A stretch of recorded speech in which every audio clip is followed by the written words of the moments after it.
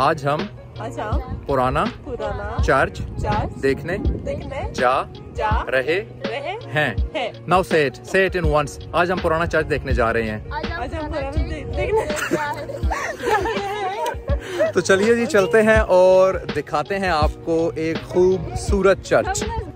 तो जनाब, हम जब घर से निकले तो हमें नज़र आया ये बहुत ही खूबसूरत बेलग्राद में मौजूद बहुत ऊंचाई पे वाक़या एक खूबसूरत सा किला। तो हम चले गए इसके अंदर इसको डिस्कवर करने, जहाँ पे अंदर जाके हमें पता चला कि इसके अंदर एक चर्च भी मौजूद है और इसमें बहुत सारे डिफेंस के आलात भी डिप्लॉय किए गए हैं। हमने इसको हर तरफ से अच्छे तरीके से छान कर आपके सामने बहुत ही खूबसूरत इसके शॉट्स रखे। इसकी ख़ास बात यह है कि ये 2000 साल पुराना है।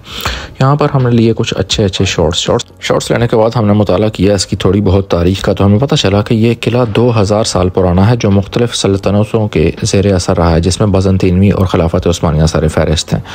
यहाँ पर इस किले की अच्छी तौर पर रिसर्च की और आपके सामने लाए इसके खूबसूरत से मनाज़र। मौसम बहुत अच्छा हो रहा था और हम चाह रहे थे कि किसी तरह मैं इस पूरे किले को एक ही दफ़ा में देख लें। ये बहुत ही ऊंचाई पर वाक़ है और बहुत ही खूबसूरत किला। अगर आप कभी भी सर्बिया के कैपिटल बेलग्राद में आते हैं तो मैं आपको कहता हूँ कि आपको ज़रूर इस जगह को विज़िट करना चाहिए। यकीन करें, आपकी आंखें दंग रह जाएंगी कि आखिर 2000 साल पहले किस तरह से इतने खूबसूरत किस्म का किला बनाया गया। नाज़रीन, उस्मानी सल्तनत ने इस किले की तामीर पर बहुत ही ज़्यादा काम किया है और आज जो किला अपनी इस हालत में मौजूद है, इसके पीछे उस्मानिया सल्तनत का एक बहुत बड़ा किरदार है और इसमें मौजूद चर्च भी।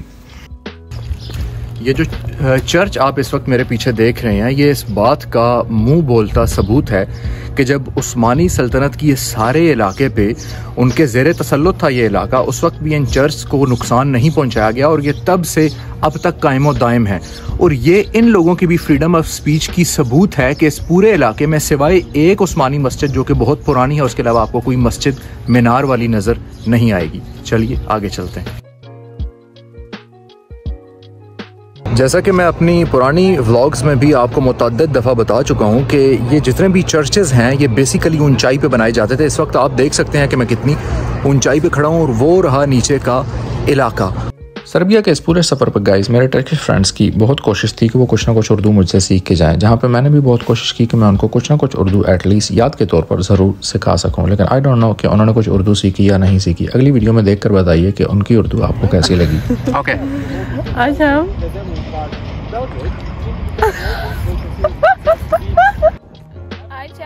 पुराना चर्च देखने रहे हैं। आई थिंक उन्होंने कुछ नहीं सीखा मुझसे। The place which you can see right now just behind me, वहाँ पे ऊपर आपको तोपें भी लगी नज़र आ रही होंगी जो कि आगे चल के मैं आपको दिखाऊंगा भी। और अब से कुछ ही दिन पहले जब यहाँ पे सर्बिया में वॉर हुई है, जो कि बहुत पुरानी नहीं है, तो ये सामने आप रॉकेट लॉन्चर्स देख सकते हैं और ये इनकी यहाँ भी तोपें देख सकते हैं। तो यहाँ पे ये बेसिकली अपने चर्चेज़ को डिफेंस के लिए भी इस्तेमाल करते थे और इनके चर्चेज़ को बेसिकली दो पर्पज़ है, इबादत गाह के लिए और प्लस साथ ही साथ डिफेंस के लिए भी इस्तेमाल किया जाता था। तो आगे चल के आपको इन तोपों के और इनके डिफेंस सिस्टम के जो चीज़ें यहाँ पे नस्ब हैं उनके हम कुछ क्लोज़अप शॉट्स दिखाते हैं।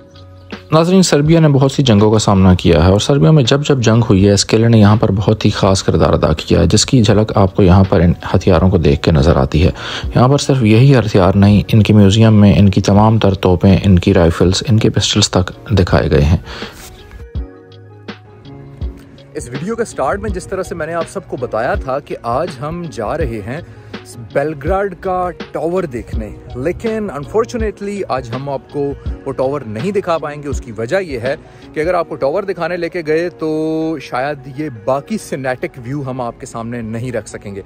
लिहाजा आज के इस व्लॉग को यहीं पे ख़त्म करते हैं और यहीं से हम दूसरा अपना व्लॉग शुरू करेंगे। हमारे साथ रहिए, इसी तरह हमारी वीडियोस को लाइक कीजिए और अभी तक अगर आपने हमारे चैनल को सब्सक्राइब नहीं किया तो दुनिया की खूबसूरती को छानने के लिए मेरे चैनल को सब्सक्राइब कीजिए और अपने राय का इज़हार कमेंट बॉक्स में कीजिए। इसी के साथ चाहूँगा आपसे इजाज़त। अल्लाह हाफिज़।